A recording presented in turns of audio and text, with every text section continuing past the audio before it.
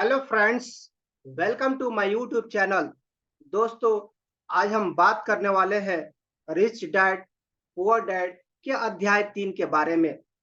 इससे पहले वाली वीडियो में मैं अध्याय 1 और अध्याय ऑलरेडी डिस्कस कर चुका हूं। अगर आप उस वीडियो को देखते हैं तो ये वीडियो आपको ज़्यादा बेहतरीन तरीके से समझ में आएगा। अध्याय 3 को भी हम लोग 2 पार्ट में डिस्कस करेंगे। पार्ट 1 को अभी डिस्कस करते हैं, अब पार्ट 2 को बाद में डिस्कस करेंगे। तो इस अध्याय का पार्ट 1 का जो शीर्षक है, पैसे की समझ क्यों सिखाई जानी चाहिए। दोस्तों, हम ये नहीं कहते कि आपको पैसे की समझ नहीं है। आपको पैसे की समझ बिल्कुल है। हर इंसान को पैसे की समझ होती है। लेकिन मैं यहाँ पे ये कहना चाहता हूँ, पैसे की जो समझ होती है, एक गरीब आदमी की कैसे होती है और एक अमीर आदमी की कैसे होती है, दोनों में डिफरेंस क्या होता है, आज की वीडियो में हम लोग इसी के बारे में बात करेंगे। तो पैसे की जो समझ होती है, वो पैसे की जो समझ क्यों सिखाई जानी चाहिए। तो दौलत बनाना दोस्तों पेड़ लगाने की तरह है।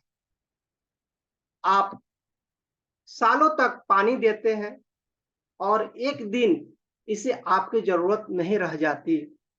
इसके बाद पेड़ आपको सुख के लिए छाया और फल देता है। इसको हम एक आम के पेड़ के एग्जाम्पल से समझने की कोशिश करते हैं। आज हम एक आम का पेड़ लगा रहे हैं, तो पेड़ लगाते ही हमको फल और छाया देना शुरू नहीं करता। इसके लिए हमको सालों इंतजार करना पड़ता है।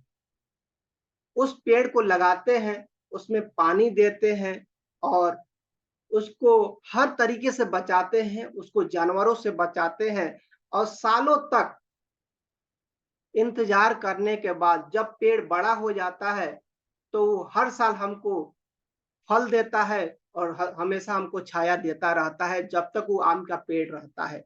दौलत बनाना उसी तरह से पेड़ लगाने के जैसा ही है दोस्तों।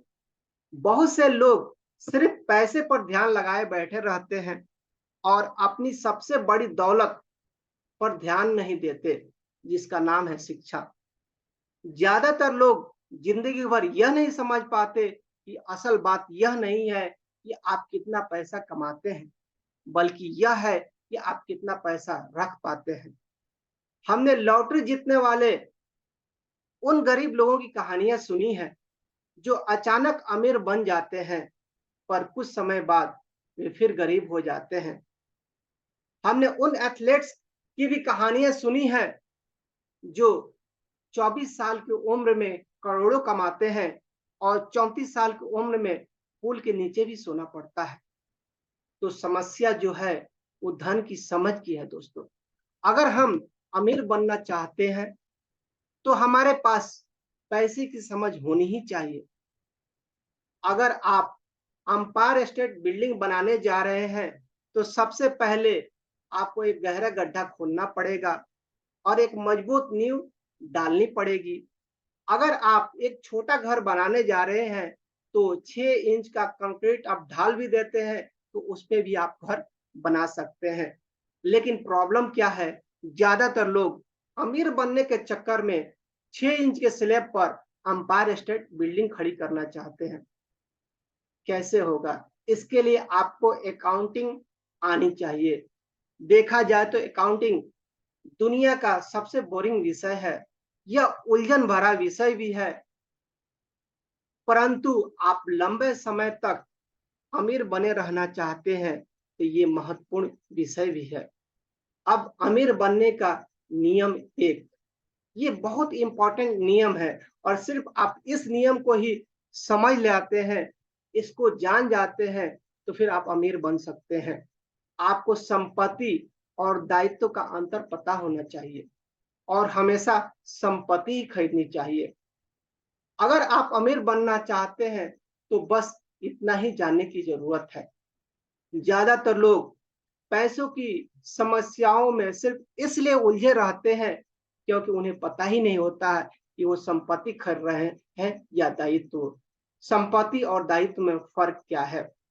अमीर लोग संपत्ति इकट्ठी करते हैं, गरीब और मध्यवर्गीय लोग दायित्व इकट्ठे करते हैं और मजे की बात यह है कि उन लोगों को यह पता ही नहीं होता कि वो संपत्ति इकट्ठे कर रहे हैं या दायित्व।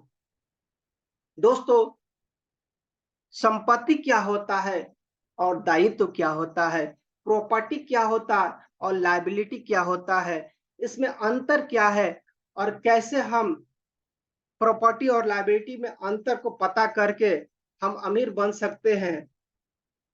आगे के वीडियो में इसके बारे में हम लोग डिस्कस करेंगे। मैं उम्मीद करता हूं कि ये वीडियो आपको अच्छा लगा होगा, तो इस वीडियो को लाइक करें, इस चैनल को सब्सक्राइब करें और इस वीडियो को ज़्यादा से ज़्यादा लोगों को शेयर करें ताकि उनके पास भी इस तरह की जानकारी पहुंच सके। Thank you for watching.